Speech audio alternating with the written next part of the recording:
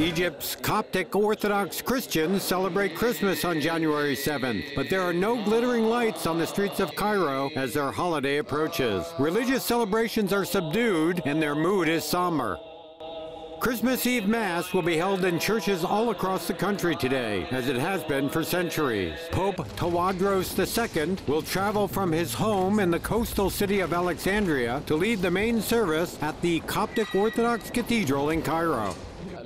Last year's Christmas celebration was more hopeful, with members of the pro-Islamic Muslim Brotherhood attending holiday services. Egypt's Christians are hoping for another peaceful holiday, but the situation is far from stable as a new government, led by President Mohamed Morsi, struggles to calm critics at home and abroad.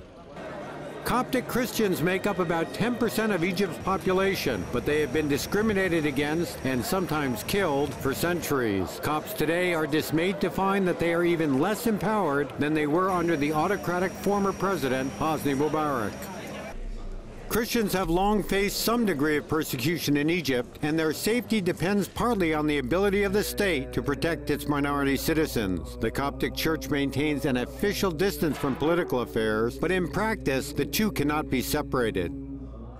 Thousands of Copts, liberals, and secular Egyptians gathered in Cairo and Alexandria last month to protest a controversial new constitution that enshrined Islam as a source of inspiration for its legislation. Supporters of the draft also showed up in force. Clashes erupted, and police forces sprayed tear gas in a vain attempt to impose order.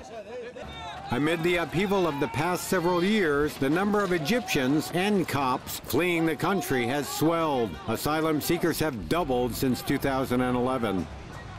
Millions of Coptic Christians now live outside of Egypt, forming expatriate communities in countries as diverse as Kuwait, South Africa, Switzerland, and Australia. The majority of Coptic Christians outside Egypt currently reside in Canada and the United States.